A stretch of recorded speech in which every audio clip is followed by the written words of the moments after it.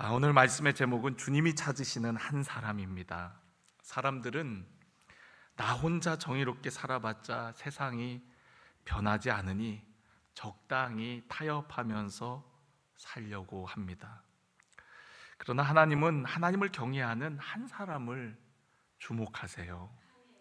사람의 죄악이 온 세상에 가득했던 노아 시대 때에도 하나님께서 그들을 심판하려고 하실 때에 하나님을 경외하는, 하나님과 동행하는 한 사람을 하나님께서는 주목하십니다. 그 사람이 바로 누구죠? 노아죠. 그래서 노아와 노아의 가족들이 그러한 멸망 가운데 구원을 얻고 또 인류 역사를 이어가게 되어집니다. 하나님께서는 소돔과 고모라 성이 죄악으로 가득하자 그 땅을 이제 멸망시키고자 심판하시고자 하십니다. 그런데 아브라함이 그러한 하나님의 계획을 알게 되어지죠. 아브라함은 하나님 앞에 간절하게 기도해요. 그곳에 의인 50명이 있다면 하나님 그래도 그 땅을 멸하시겠습니까? 라고 얘기합니다. 아니 50인이 있다면 내가 그 땅을 멸하지 않을 거야. 만약 그 땅에 5인이 부족하다면 하나님 어떻게 하시겠습니까? 그래도 그 땅을 멸망하지 않을 거야. 하나님 40인은요, 30인은요, 또 20인은요. 하나님 한 번만, 마지막으로 한 번만 더 물어볼게요. 10명이 의인이 있다면 그래도 그 땅을 멸하시겠습니까? 라고 얘기해요. 결국에는 의인 10명이 없었기 때문에 소돔과 고모라 성은 멸망하게 되어집니다. 근데 그때에도 하나님께서는 아브라함을 생각하셔서 소돔과 고모라 성에 있는 조카 롯의 가족을 구출해 주십니다. 그러니까 한 사람, 아브라함 한 사람의 기도가 그런 놀라운 그런 변화를 가져오는 거죠. 하나님은 그 한 사람을 보고 계시고 그 한 사람의 기도를 들으시고 응답하시는 그런 하나님이세요. 오늘 말씀도 그와 같은 이야기인데요. 하나님은 예레미야에게 예루살렘에 정의를 행하고 진리를 구하는 자, 곧 의인 한 사람만이라도 있으면 그 예루살렘을 멸하지 않고 용서하겠다라고 말씀하세요. 소돔성은 의인 10사람이 조건이었는데 하나님께서 예레미야 선지자를 통해서 예루살렘에 의인 한 사람을 찾으신다라고 말씀하세요. 여러분, 예루살렘 성은 하나님을 섬기는 백성들이 모인 곳입니다. 대부분이 하나님을 섬기는 사람들로 이루어진 성이에요. 근데 그곳에 의인 한 사람이 없을까요? 그런데 없었다는 거예요. 예레미야는 예루살렘 성이 무너지기 전에 주로 사역했던 선지자고, 에스겔 선지자는 예루살렘 성이 다 무너지고 포로로 끌려가서 그발 강가에서 하나님의 환상과 계시를 받고서 그리고서 사역했던 선지자거든요. 우리가 에스겔서 22장 30절에 보면은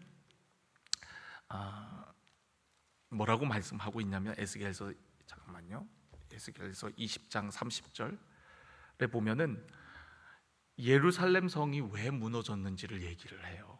거기에 보면 이 땅을 위하여 성을 쌓으며 성 무너진 데를 막아서서 나로 하여금 멸하지 못하게 할 사람을 내가 그 가운데 찾았어요? 못 찾았어요? 찾지 못하였으므로 내가 내 분노를 그들 위에 쏟으며 내 진노의 불로 멸하여 그들 행위대로 그들 머리에 보응하였느니라. 주 여호와의 말씀이니라. 자, 예레미야는 멸하기 전에 하나님이 주신 말씀이고, 에스겔은 멸한 이후에 하나님께서 예루살렘을 멸한 이야기를 말씀하시는 거예요. 이 땅을 위하여 성을 쌓고 성 무너진 데를 막아서서 나로 하여금 멸하지 못하게 할 그 사람을 찾았는데 찾지 못하여서 결국에는 하나님의 분노가 쏟아져서 결국에는 그 성이 멸망했다는 거예요. 예레미야 보고는 한 사람을 찾는다 했는데 결국 못 찾은 거예요. 2절을 보면은 우리가 읽진 않았지만 오늘 우리가 읽은 본문 말씀 5장 2절을 보면 그들이 여호와께서 살아계심을 두고 맹세할지라도 실상은 거짓 맹세니라. 그러니까 하나님을 이야기하긴 하는데 그들은 사실 거짓되다라는 겁니다. 거짓 맹세였다라는 거예요. 거짓된 삶이었다는 겁니다. 그러니까 예루살렘에 수많은 하나님을 섬기는 사람들이 있었는데 그 중에 하나님이 찾으시는 한 사람이 없는 거예요. 다 하나님을 섬기는 것 같은데 그 중에 진실한 한 사람이 없는 거예요. 결국 그래서 예루살렘이 멸망했고 그 사람을 찾지 못했다고 에스겔서에 말씀하고 있는 겁니다. 오늘날 우리 한국 교회 국민의 20% 가까이 되는 우리 기독교인들, 우리 개신교 인구가 있어요. 카톨릭은 따로고 우리 개신교만 한 18% 정도 되는 많은 사람들이 이 땅에 있습니다.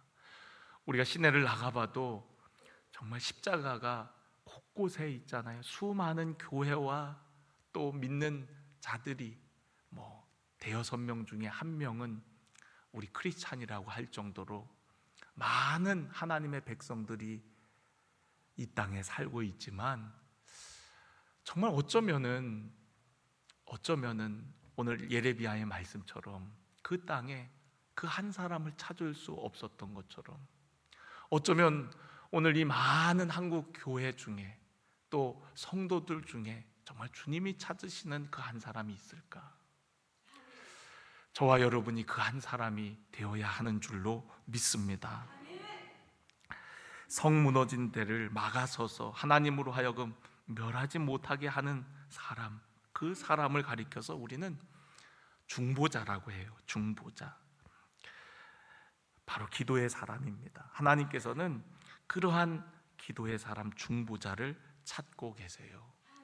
성경에 보면은 그러한 중보자들이 많이 여럿 나옵니다.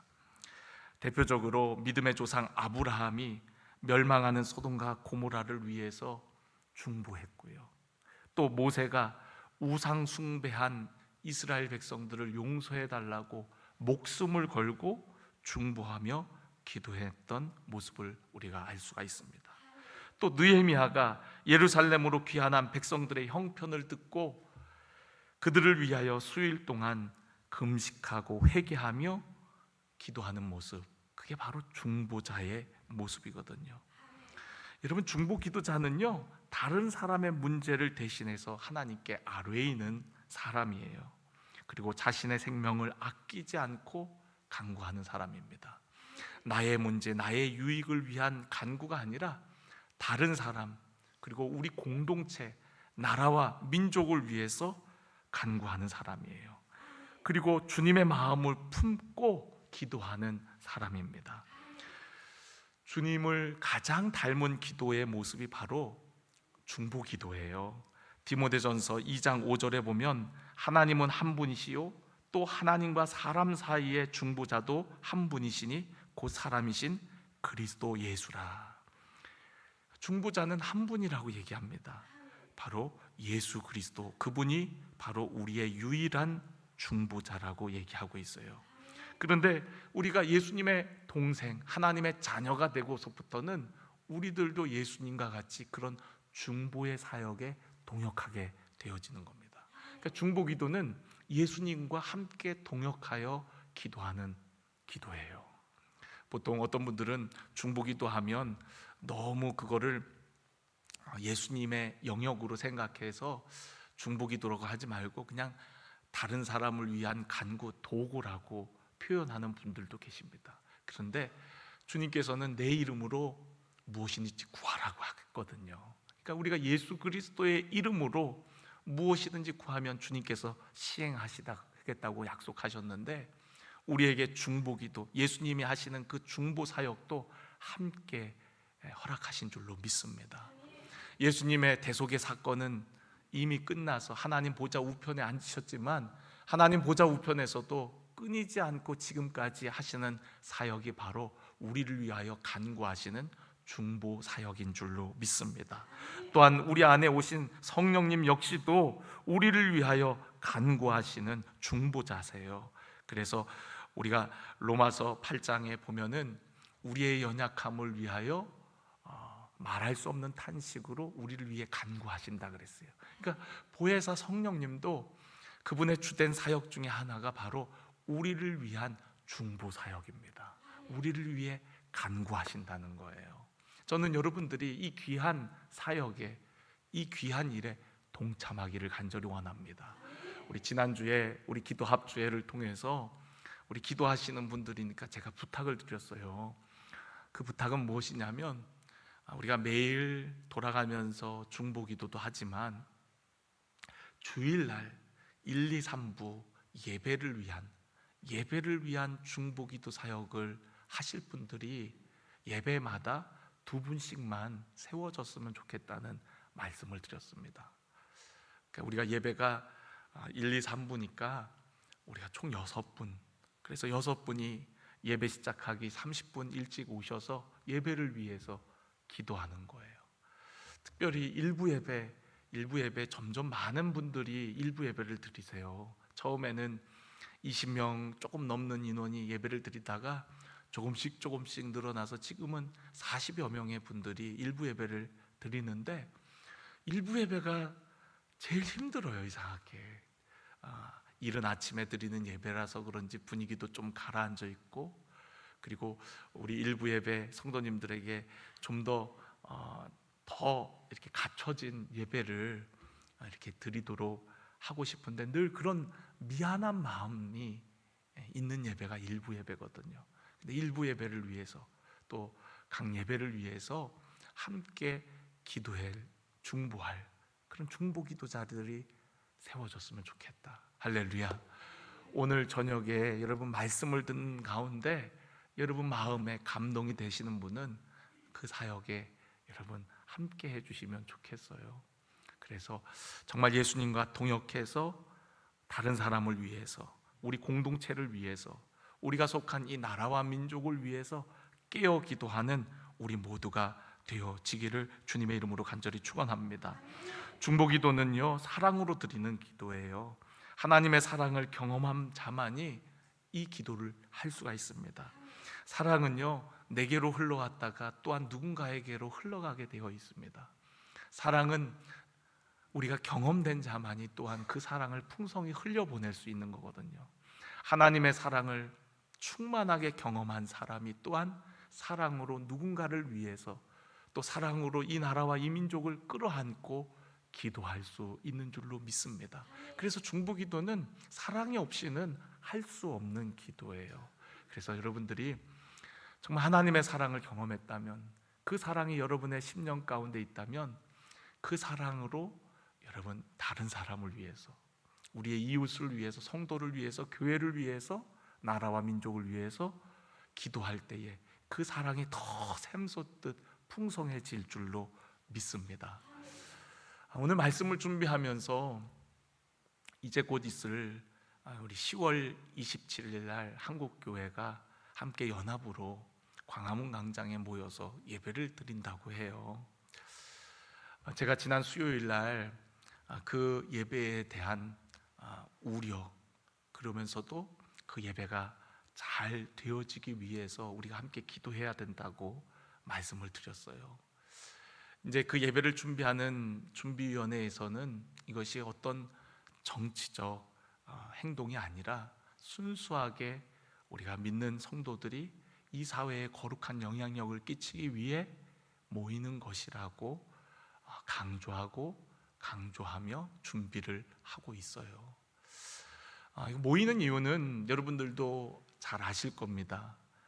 포괄적 차별금지법을 저지하기 위한 그런 어떤 우리 기독교의 그런 어떤 연합, 그런 기도회 예배입니다. 포괄적 차별금지법이 뭐냐 잘 모르시는 분들이 있는지 모르겠어요. 특히 우리 학생들 잘 아는지 모르겠어요. 이제 우리나라는 차별금지법이 이미 제정되어 있지만 이제 새로 제정하려고 하는 게 포괄적 차별금지법입니다. 우리 사회에 차별이 있어서는 안 되겠죠. 그래서 개별적 차별금지법은 이미 제정이 돼서 시행되고 있습니다. 예를 들어서 양성평등, 남녀를 차별하지 않는 그런 법안, 또 장애인을 차별하지 말자는 그런 법안, 또 여러 그런 어떤 개별적으로 필요한 그런 차별이 이루어지고 있다고 생각되는 곳에 그런 법안들이 있어서 차별금지법이 없는 건 아닙니다. 근데 이제 포괄적으로 이제 차별금지법을 제정해 갖고 다양한 분야의 차별을 막자 하는 것이 이제 포괄적 차별금지법이에요. 언뜻 들으면 굉장히 맞는 말인 것 같은데요. 이제 그 안에는 또 다른 사상이 작용을 하고 있어요. 소위 말해서 젠더 이데올로기라고 하는 것입니다. 요즘에는 우리가 사회적 성이라고 해서 후천적 환경에 따른 성의 선택을 굉장히 중요시하는 그런 시대에 우리가 살고 있어요. 그래서 저도 얼마 전에 미국에 갔을 때, 우리 청년들하고 미국에 갔을 때 이제 스타벅스에 들어갔더니 스타벅스에 이제 화장실을 이용하려니까 남자 화장실, 여자 화장실이 없어요. 그냥 하나의 화장실만 있습니다. 그래서 남자 여자가 같이 들어가요. 그냥. 그래서 저도 깜짝 놀랐어요. 어디로 들어가야 되지? 그러고 있는데 그냥 남자 들어갔던데 그냥 여자가 들어가고, 여자 들어갔던데 남자가 들어가고, 그냥 막 그렇게 구별이 없이 되어 있더라고요. 그래서 너무너무 깜짝 놀랐어요. 미국 또 그런 어떤 차별금지법 그게 이제 제정이 돼 갖고 이제 동성혼이 합법화되고 그렇게 됐지 않습니까? 그게 벌써 수년 전 일이에요. 근데 이제 아시아에는 이제 동성혼을 합법화한 나라가 대만하고 그리고 태국하고 그리고 몇 나라가 안 돼요. 세 나라인가밖에 안 돼요. 대만하고 태국하고 또 한 나라가 있는데 일본도 지금 이것 때문에 법적 분쟁을 하고 있고요. 우리나라도 역시 그걸 가지고 이제 성소수자들은 이거를 합법화해 달라고 지금 끊임없이 이제 헌법소원을 하고 있는 상황이에요. 그런데 우리나라에 지난 7월에 이제 동성 가족을 약간은 인정하는 듯한 건강보험 피부양자를 인정해주는 사례가 발생하게 됐어요. 이제 그거를 그렇게 한다는 거는 이제 동성혼을 인정하는, 그러니까 성별이 같은 사람끼리 결혼도 되고 가족이 될 수 있다라는 거를 인정하는 이제 바늘구멍 같은 그런 물꼬가 이제 터진 거예요. 그래서 이 물꼬가 더 커져 갖고 우리나라가 미국처럼 또 서양 여러 나라들처럼 그런 포괄적 차별금지법이 제정되지 않도록 지금 이제 그런 걸 우리가 경각심을 가져야 된다고 해서 이러한 연합 예배를 갖는 겁니다. 이런 법안이 통과가 되면 이제 우리의 자유가 좀 제한될 수 있고 또 오히려 역차별이 이루어질 수 있다는 우려가 있어요. 우려가. 그러니까 이제 양쪽 진영의 이야기들이 너무나도 팽배하기 때문에 그런 우려가 되어지고요. 그 중에서도 우리 기독교, 우리 교회가 가장 하나님의 창조 질서 속에 성경적 가치관과 아주 대립되는 그런 문제들로 인해서 교회가 가장 많이 역차별을 당할 수 있는 그런 위기 가운데 놓여 있는 겁니다. 그래서 이런 것을 위해서 우리 함께 기도하자. 그리고 이런 것을 경각심을 갖고 또 우리 사회에 이런 부분들을 함께 공유하고 알리자 해갖고 10월 27일 날 이제 그런 선한 의도로 모이는 겁니다. 그런데 제가 지난 수요일 날 우려된다고 했던 이유는 이제 이런 거를 가리켜서 어떤 순수한 의도를 곡해해서 왜곡해서 정치적 프레임으로 이제 그렇게 씌워서 그거를 이제 왜곡하려고 하는 자들이 있기 때문에, 그래서 우리가 정말 조심하고 또 조심하고, 또 우리가 이렇게 모일 때에 무엇보다도 정말 품위 있고 질서 있게 말과 행동을 조심해야 돼요. 우리가 싸우기 위해서 모이는 건 아니거든요. 주님의 이름으로 주님을 예배하겠다고 그 장소에 우리가 모이는 거거든요. 그러니까 하나님의 영광을 드러내는 것이 중요하고요. 그렇기 때문에 우리 그리스도인들이 그곳에 모여서 혹은 다른 단체들과의 그런 어떤 다툼이나 어떤 싸움이 일어나서는 안 되겠고요. 그리고 많은 언론들이 또 국민들이 주목하는 만큼 우리의 그런 어떤 선한 뜻들을 잘 공감되어지게 지혜롭게, 뱀처럼 지혜롭게 잘 전달할 수 있는 그런 모습들이 필요합니다. 그래서 이런 것들을 이제 조직위원회, 준비위원회에서 잘 준비를 하고 있지만 어쨌든 그런 부분들을 우리가 알고 우리들 한 사람 한 사람이 교회이고 한국 교회이기 때문에 우리들에게 그런 성숙한 또 지혜로운 그런 모습이 필요할 때입니다. 그리고 더 중요한 것은 우리 강릉 같은 경우는 멀기 때문에 거기에 이제 동참할 수는 없지만 이제 온라인으로 생중계로 여러분 보시면서 함께 동참하실 수 있는데, 가서 동참하지는 못하지만 중요한 거는 하나님께서 찾으시는 그 한 사람, 기도의 사람이 되는 게 중요합니다. 이런 걸 할 때 우리가 경각심을 갖고, 그래, 기도해야 될 때구나, 우리가 기도해야지, 함께 기도해야지, 이 나라의 어려움을 외면치 말고 당장에 먹고 사는 문제, 그거에 여러분 어두워서 정말 중요한 가치를 잃어버리지 않고 깨어 기도하는 자가 되는 것이 중요합니다. 하나님께서 주목하여 바라보시는 곳은 물론 그 연합 예배의 장소이기도 하지만 오늘도 깨어 기도하는, 주님의 마음으로 이 나라와 민족을 정말 끌어안고 기도하는 그 중보기도자, 기도의 한 사람을 찾으시는 줄로 믿습니다. 오늘 이 밤에 우리가 함께 찬양하고 기도할 때에 하나님, 그 한 사람이 제가 되기를 원합니다. 주님이 찾으시는 그 한 사람, 제가 되기를 원합니다. 제가 이 나라를 위해, 이 민족을 위해, 다른 사람들을 위해, 또 우리 아픈 성도들을 위해, 고난당하고 있는 성도들을 위해 기도할 때에 하나님, 저의 기도에 응답하여 주셔서 역사해 주시고, 또 그 어려움 당하는 우리 성도들에게, 이웃들에게 하나님 일하여 주시옵소서. 오늘도 저와 여러분의 기도, 그 기도가 하늘을 움직이는 기도가 되기를 원하고, 이 나라를 위기 가운데 건지는 기도가 되기를 원하고, 저와 여러분의 기도가 정말 하나님께 상달되는 기도가 되어서 정말 우리 대한민국은 기독교를 많이 믿는 그런 나라의 어떻게 보면 마지막 보루와 같거든요. 서양 기독교는 다 무너졌어요. 이미 많이 무너졌습니다. 그나마 이제 미국이 좀 복음주의 교회들이 이제 버티고 있는 거고, 이제 나라적으로 그런 법안이 제정되고는 이렇게 복음의 말씀을, 성경적 가치관을 담대하게 전할 수 없는 상황들이 됐습니다. 그런 모습을 볼 때에 우리에게 용기가 필요할 것 같아요.